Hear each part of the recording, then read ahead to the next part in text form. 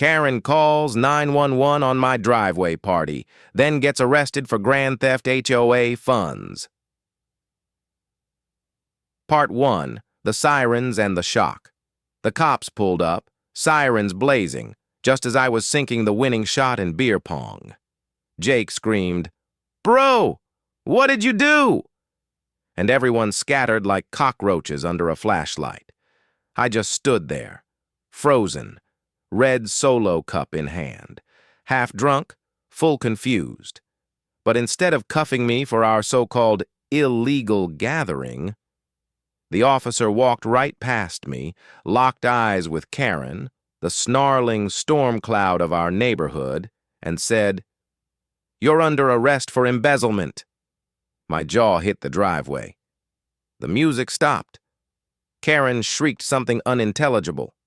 And just like that, the wildest party of the year turned into a live-action episode of Neighborhood Nightmares. Part 2. How it all began. Let me back up, because you need to understand what led to that God-tier moment of karmic perfection. It was a warm Saturday, the kind where the sun just refuses to chill. I decided to throw a small driveway party. Nothing crazy. Just a few friends, a speaker, a folding table for snacks and pong, and a cooler full of drinks. It was my birthday, and after months of dealing with life and work, I wanted something low effort and chill. Our neighborhood is usually quiet. Most people keep to themselves, and I made sure to wrap it up before sundown. But of course, I made one fatal mistake. I forgot about Karen. Karen lived 3 doors down, but somehow always knew what was going on in everyone's yard, driveway, and mailbox. She wasn't just a nosy neighbor, she was the self-declared president of our HOA. I say self-declared because no one remembers ever voting for her. She clutched that title like Gollum clutching the One Ring. Rules were her religion. I once got a passive-aggressive letter taped to my door because I left my garbage bin out for 6 hours past collection time.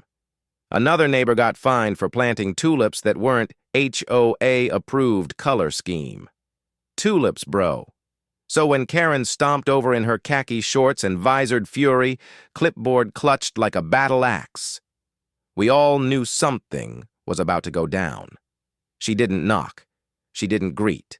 She announced, "This is a violation of Section 3B of the HOA guidelines." Her voice, shrill enough to pierce glass. "No unauthorized gatherings exceeding 5 people. I glanced around. We had, 10 people? Tops. "It's my birthday," I offered, hoping she might feel some semblance of human decency. "Not my problem. You didn't submit a party request form." "A what?" She hoisted her clipboard like it was a holy artifact. "All gatherings over 5 people must be approved, in writing, by the HOA board, 2 weeks in advance." Jake muttered under his breath, "Is this a neighborhood or a prison?" Karen heard it. She zeroed in on him like a drone strike. "I can have you fined for that." "For what?" "Talking. For disrespecting an HOA official." At that point, the whole party just kind of stared at her, stunned. Someone even offered her a juice box as a peace offering. She batted it away like it was laced with anthrax. "This ends now," she hissed, pulling out her phone. "I'm calling the authorities." "Like the board?" I asked. "Number real authorities. You're calling 911 because we're playing beer pong on a driveway. I'm reporting a public disturbance, underage drinking, and unauthorized noise violations. We're all in our 20s, and there was literally soft lo-fi music playing." Before anyone could protest, she marched away, muttering about lawlessness and property values.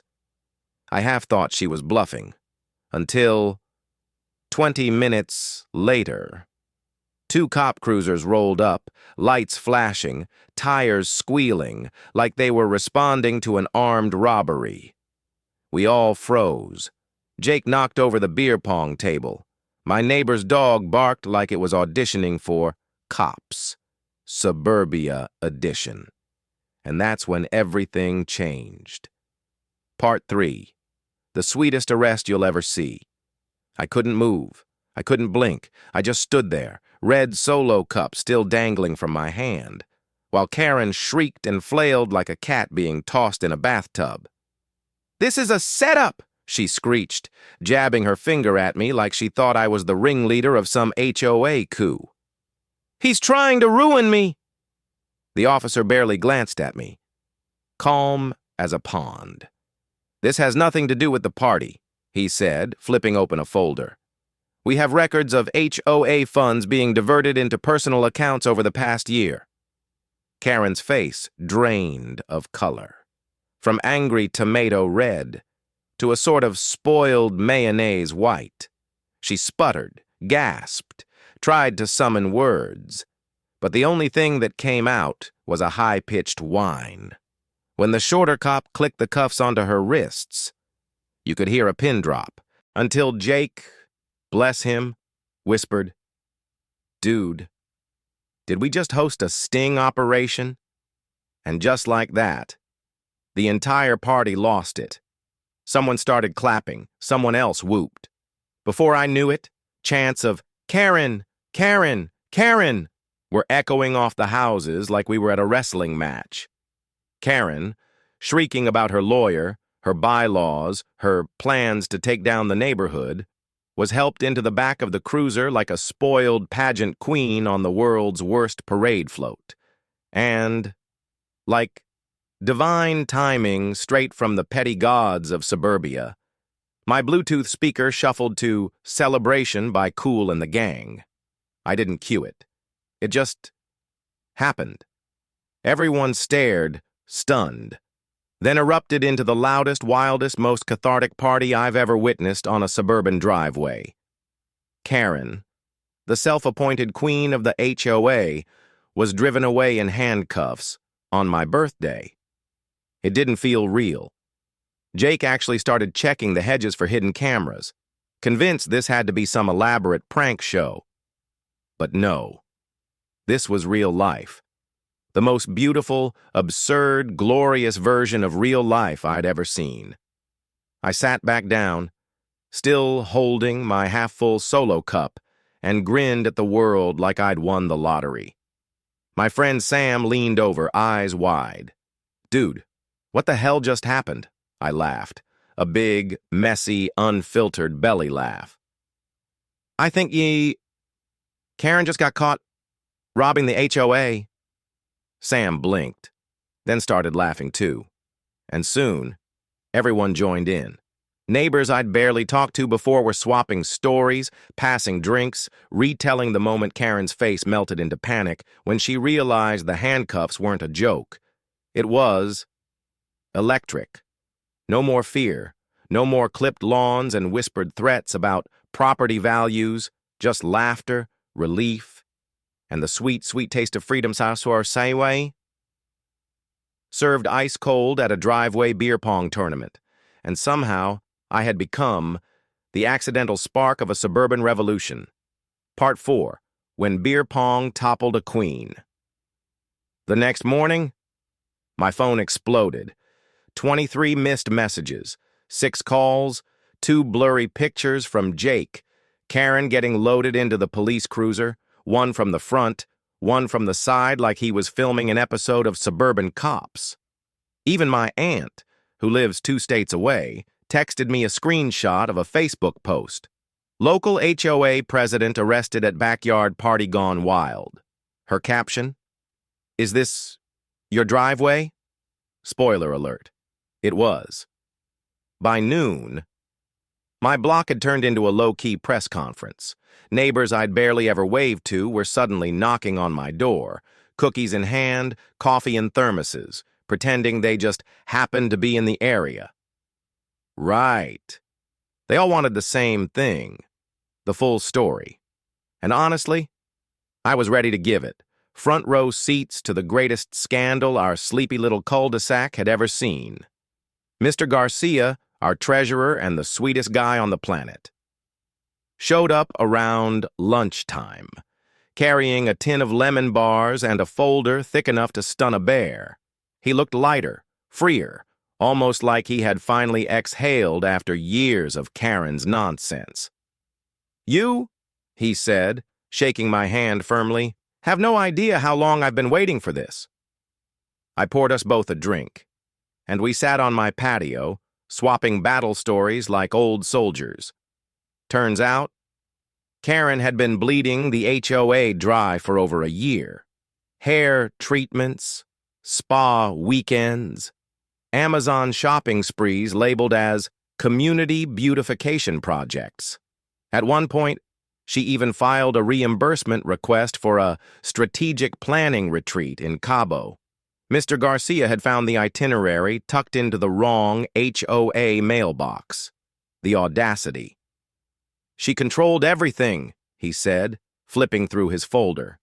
"Email lists, votes, even the online records. Anyone who questioned her got fined, threatened, or removed."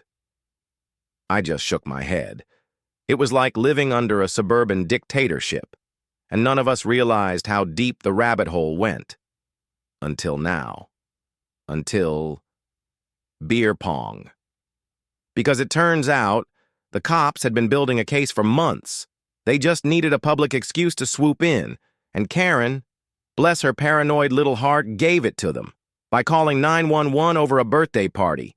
Talk about poetic justice, or in our case, poetic beer pong. As Garcia left, he clapped me on the back and said, "You're the reason this neighborhood has a future."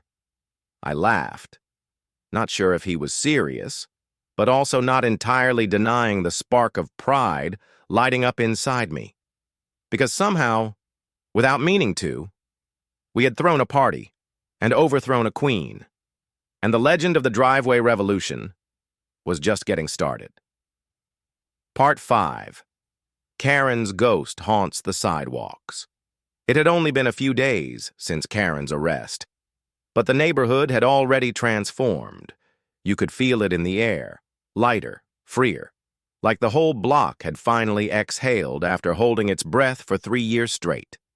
People were talking on the sidewalks again. Kids were drawing on the pavement with chalk, without a single fear of vandalism citations. Mr. Garcia even organized a community lemonade stand, something Karen would have fined into oblivion, and half the cul-de-sac showed up just to celebrate. Karen's house, meanwhile, it sat there, dark, empty, like a cursed relic from a suburban ghost story. Her husband had vanished almost immediately after her arrest. Rumor was, he filed for divorce the next morning. And Karen? Well, she wasn't staying silent. Word started trickling back, from friends, from social media, even from a barista at the Starbucks downtown, that Karen was spotted ranting about conspiracies, screaming about how she'd been set up, and plotting her return to power. At first, it was almost funny, until Jake texted me a blurry photo around 9 a.m. It was Karen, parked in a beat-up Honda CR-V, engine running, sunglasses on, arms crossed tightly, just sitting at the far end of the cul-de-sac, watching. At first, I thought Jake was joking, but then I saw her myself. On my morning walk with my dog, there she was, lurking like some horror movie villain who didn't understand how final defeats were supposed to work. She didn't say a word, didn't knock on any doors, just sat there, fuming, silently plotting. My dog growled so hard his leash vibrated. I patted his head and whispered, "Good boy, trust your instincts. Because if there's one thing you should always trust, it's a dog's read on evil." Over the next few days, Karen kept coming back, always parked somewhere slightly different, always pretending to look at her phone, but always facing the neighborhood like she was waiting for the right moment to strike. Some neighbors thought she was trying to intimidate us. Others figured she was casing the block for some kind of petty revenge. But most of us, we just laughed, because whatever power she once held was gone. She was just a ghost now. A sad, angry, powerless ghost, haunting the very sidewalks she once ruled. And if she thought we were scared, she had another thing coming, because this time we weren't afraid. We were ready. Part 6. The Flyers of Desperation. It started subtle at first. A typed letter, no return address, slipped under Garcia's door. Then another, tucked into Mr. Donnelly's mailbox, folded 3 times, like some desperate middle school love note. Each one was the same shrill manifesto, printed in what looked like Comic Sans, no less, claiming the HOA election was illegal. The board was overthrown by anarchists. The charges against Karen were part of a coordinated smear campaign. I wish I was joking. She signed it. Sincerely, President in Exile, Karen Mitchell. President in Exile. I nearly choked on my coffee, but it didn't stop there. By the end of the week, dozens of flyers were popping up like weeds, taped to street signs, slipped under doormats, crammed into newspaper slots, each one more unhinged than the last, accusing the beer pong insurgents of sabotaging suburban order and vowing a triumphant return to power. She even listed a Karen reinstatement rally date, which, for the record, no one showed up for except one confused Uber Eats guy looking for the right house. The best part? Some of the neighbors started collecting the flyers like Pokemon cards. Jake even laminated a few and turned them into coasters for the next block party.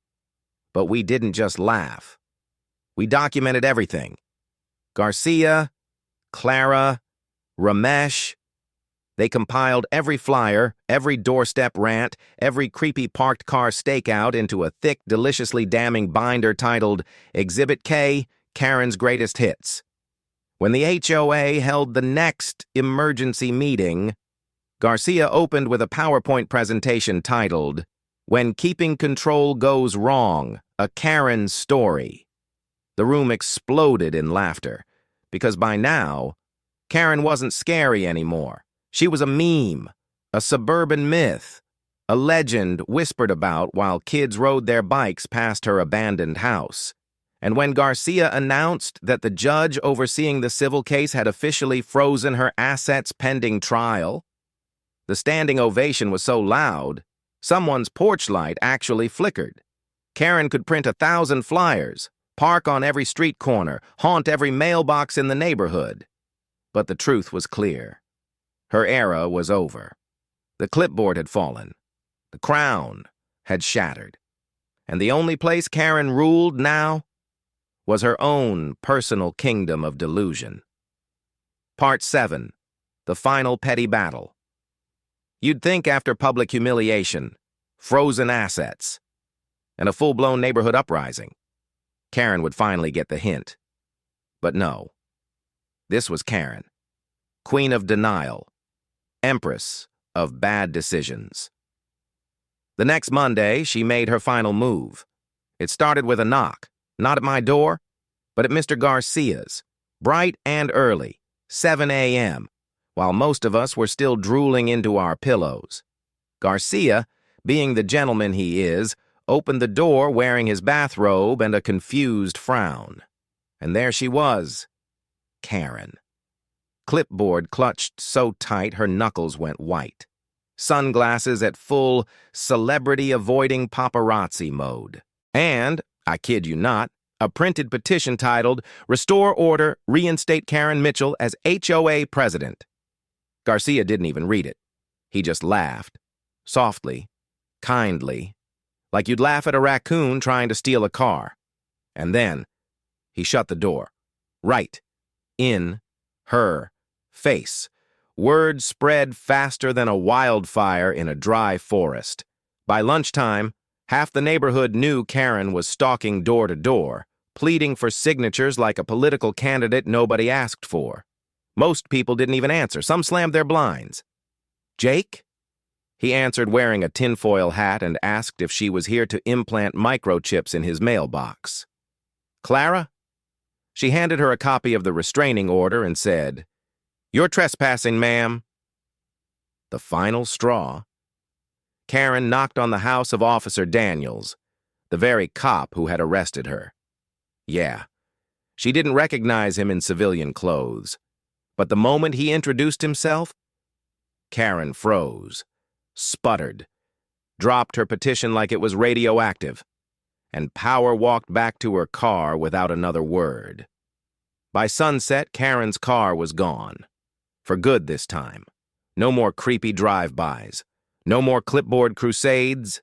No more manifesto flyers clogging our lawns. It was over. Really, truly over. The villain had fallen.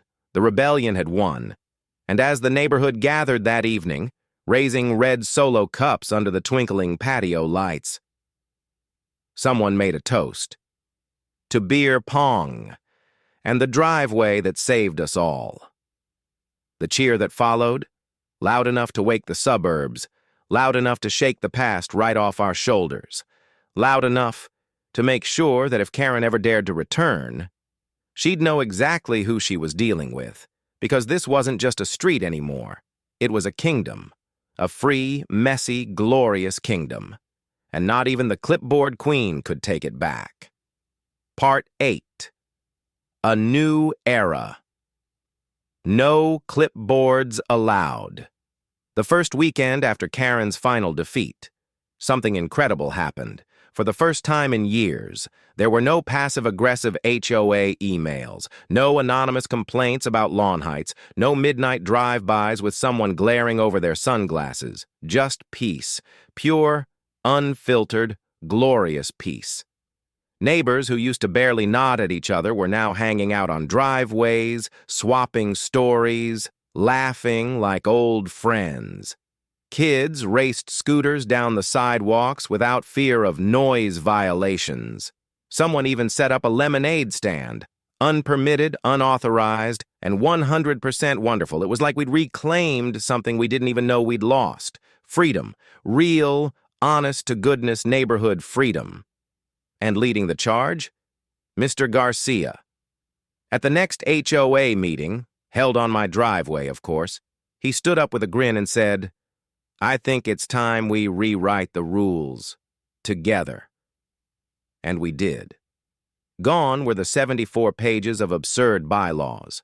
Gone were the fines for tulips in the wrong color scheme, or sidewalk chalk art, or having more than 5 friends over for a barbecue. In their place, 5 simple rules. Respect your neighbors. Keep your property reasonably clean. Don't be a jerk. Help out when you can. Have fun living here. That was it. 5 rules. 5 little promises that turned a dictatorship into a community. Someone suggested renaming the HOA altogether, not as the Homeowners Association, but as the Happiest of All group. It stuck. Because why not? If Karen had taught us anything, it was that a neighborhood is only as miserable as the people trying to control it. And without her, we weren't just surviving anymore. We were living. A few months later, at our first official block party, we unveiled something special. Jake, with the help of a few crafty neighbors, had built a wooden plaque mounted right on my driveway. Burned into it were the words, "The driveway where freedom was won." Underneath, a tiny, hand-painted beer pong table, and a very tiny red Solo cup. I laughed so hard I nearly cried. We toasted, we danced, we lived, and every once in a while, when the sun set just right and the neighborhood buzzed with life, I'd sit back in my favorite chair, cold drink in hand, and look around. At the laughter, at the families, at the freedom. And I'd think. Sometimes it only takes a Solo cup, a stubborn driveway party, and one wildly unreasonable Karen to change everything. Epilogue. The legend lives on. Months passed, seasons changed, and the memory of Karen faded like old chalk on the sidewalk. But the story lived on. New families moved into the neighborhood, bright-eyed, hopeful, and every so often someone would point at my driveway and whisper, "That's where it happened. The Great Driveway Revolution, the beer pong coup, the fall of Queen Karen." It became legend. Kids grew up hearing about the day the sirens came and left with justice riding shotgun. Neighbors told newcomers about the time the entire block cheered as a clipboard-wielding tyrant was hauled off under flashing lights, and how a simple birthday party had sparked a movement bigger than any one person. As for me, I never did take down the little plaque or the tiny beer pong table. Every time I saw them, I smiled, not because of the chaos, not because of the revenge, but because of what it created. A neighborhood that finally remembered what it meant to be neighbors, to wave without suspicion, to laugh without fear, to live without clipboards lurking behind the bushes. Karen's empire crumbled. But what rose in its place was something stronger, something built on friendship, laughter, and yes, a healthy dose of petty, beautiful defiance. And every time the sun dips low and the streetlights flicker on, I lean back in my chair, raise a glass to the sky, and toast the driveway that started it all. Because sometimes the smallest rebellions leave the biggest legacies.